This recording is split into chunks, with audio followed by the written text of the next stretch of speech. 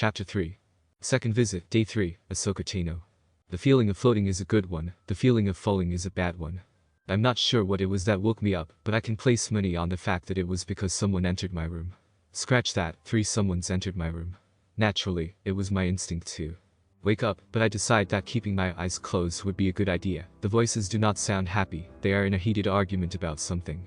Only when they stop do I realize that they have sensed that I am awake, a downside of trying to eavesdrop. "We know you are awake, little one," a familiar voice says in an almost scolding manner. I can't be sure until I open my eyes, but it sounds a lot like Master Windu. Opening my eyes, I realize that my head is turned towards the wall, so that I cannot see whoever it is that has walked into my room unannounced. I have a few ideas as to who one of them might be, but I am simply too tired to sense who else is in the room with me. Still, I have no idea why they need to check up on me so many times. It's not as though I'm going to get caught when going to see Anakin. They really have no idea. Sitting up, I turn to see that there are 4 Jedi Masters in the room, not 3. Master Windu, as I first thought, Master T, which surprises me because I could have sworn she was on Kamino, Master Yoda and Master Plo, whom I do not exactly feel safe around anymore.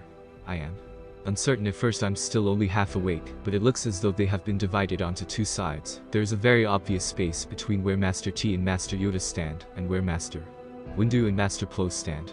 Surely, Master Windu would not be against Anakin Skywalker, would he? Not to be rude or anything, but why are you all in here? I ask. It is probably the smartest way to phrase a question when 4 respected Jedi Masters are in your room. "We are here because of who you met 2 days ago," Master Windu said. "And what he might have told you." I frowned, completely confused. Told me about what? About his past. Ah, now I understand. But why should I tell them anything? It would only prolong their argument and make things worse for Anakin. He didn't tell me anything about his past, I lie. Just that he used to be a Jedi and disappeared for 10 years, then he got imprisoned here. I have never seen someone give a better warning look than Master Windu, and the same holds true now because this stare that he is giving me would make most younglings confess to anything, but not this youngling. Matching the stare with a blank one of my own, it is silent for quite some time, and whilst I keep the blank stare on my face, I place solid barriers around my mind, in case he tries anything. If they had any wonders about how patient I can be, they must be gone now because I have never sat stiller in my life, not even in Master Yoda's lessons on meditation. There is silence for at least 20 minutes, and in that time I must have felt each of them brushing against my mind about 4 times, but they are coiled when I push them out violently. After they see that I am not about to be persuaded into telling them the thing that I know, if they still believe that I do know something, Master Windu sighs and looks away, meaning that I have been more patient than him. Odd. "Why will you not tell us?" he asks. "Because you imprisoned someone who saved your life," I returned smartly. That might have been the wrong thing to say because he looked as though he was going to hit me, really hit me. It was worse than with Master Plo shortly after the first time I had seen Anakin Skywalker. And I wouldn't even be saying all of these things if they would just give me a decent explanation as to why he is imprisoned. I might learn to live with it, eventually. Reflectively, I shift back on the bed. Master Windu is starting to frighten me now. I must have given Master T a clear indicator about that because the next moment she has moved closer to me and in the path of Master Windu, whom she turns to face. I think, perhaps, we should leave young Tano alone for now. She has made it quite clear that she is not going to tell us anything, if she does know anything. She says, making me feel like Christmas has come early. I'm off the hook. I'm off the hook. Of course, Master Plo agrees, much to my surprise. Let us be on our way. They all turn around at the same time, which makes me positive that this was planned, and depart my room. I do not breathe a sigh of relief for several reasons. 1. I can still sense and hear them standing just outside of me door. 2. They will not get off my back for a week at least, wanting to make sure I keep my promise which I have already broke. 3. I have no idea how I am going to make it to Anakin's room with them standing right outside my door. Sighing, I turn to look at the chrono on the table just across the room and gape at it. It's 6 o'clock in the morning. Why on earth would they decide to come into my room at 6 o'clock? Don't they know how tiring making fire with the forces? Groaning, I rub my temples. Of course they don't. No one but Anakin has any idea that I have done it. Speaking of which, what did he mean by saying that I shouldn't have been able to do that? It was rather easy in my mind. You think of time when you have felt a strong emotion and click your fingers, what's so hard about that? And then he started acting really strangely and said that I had to come back today. I reasoned that it must just be him overreacting to how quickly I can learn things. It is rather surprising to most people. Laying back down on my bed, I have had quite enough of being woken up early in the morning. A loud sound comes from outside.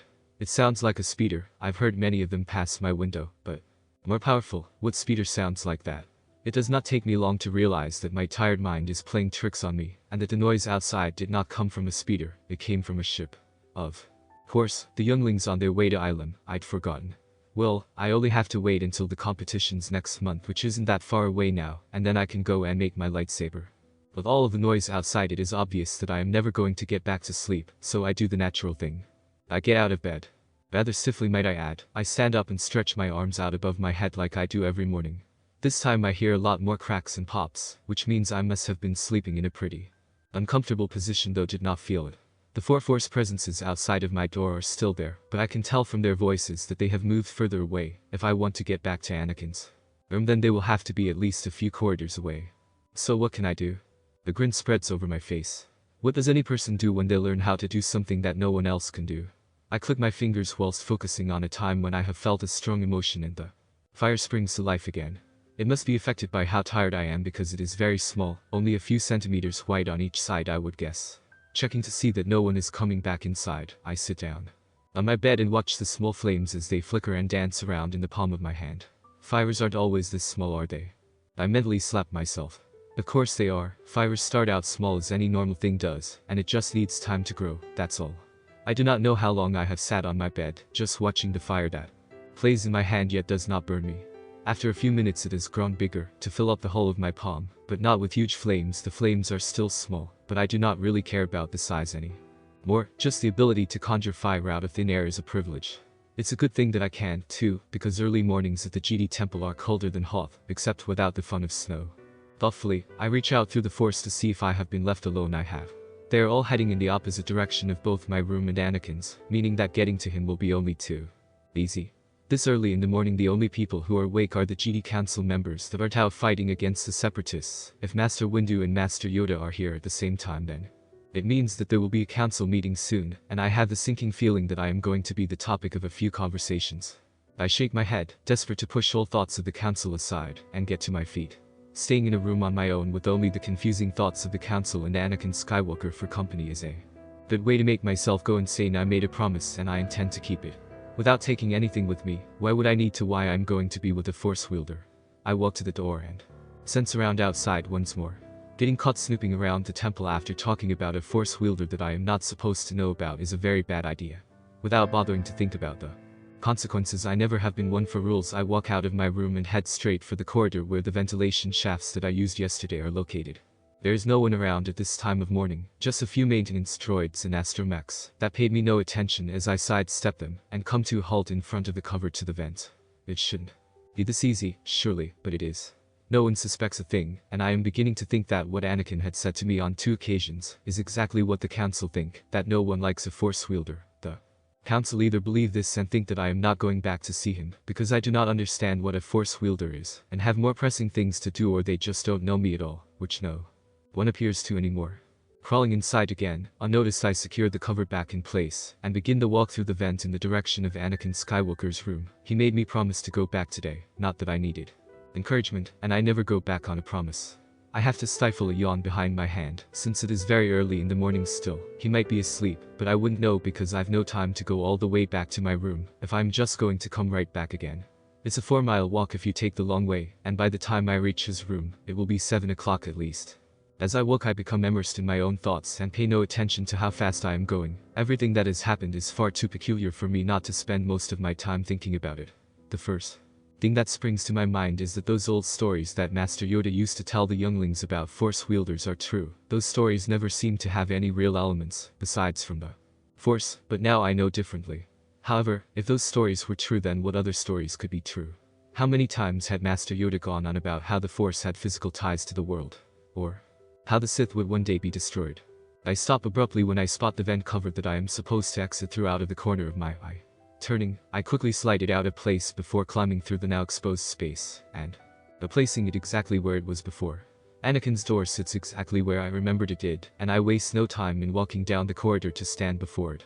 How on earth did the council force Anakin to stay inside of this room for a month? He's a Force wielder, surely he could have broken out by now. Then again, since the walls were made of something specific and a window was ray shielded, he might not have been able to. Knocking, I wait to see if he wakes up as early in the mornings as I do when I'm woken up by 4 members of the Jedi Council.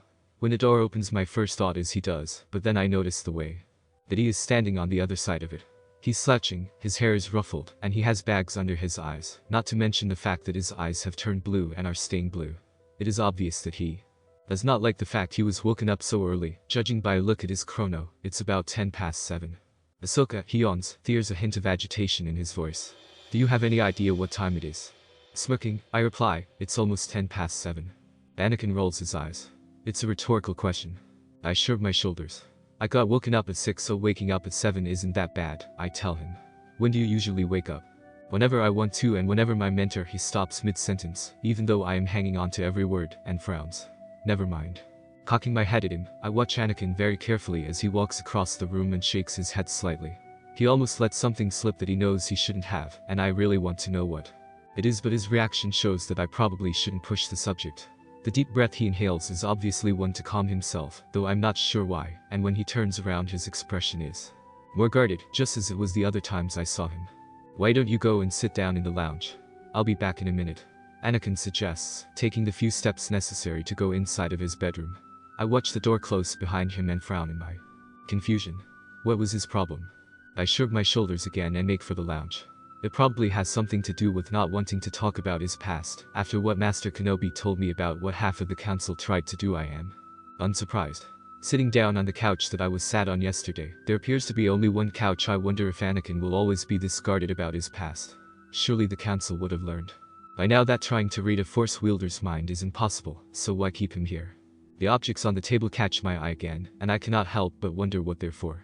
They are reasonably distanced from one another, but not so that they fall off of the table and onto the floor. I have seen every one of them before, since they're plants and rocks, but I still wonder why they are on a table in a Force wielder's suite. Curious about something? Anakin asks from behind me, obviously wide awake now. You could say that, I reply. Those things on the table, what are they for?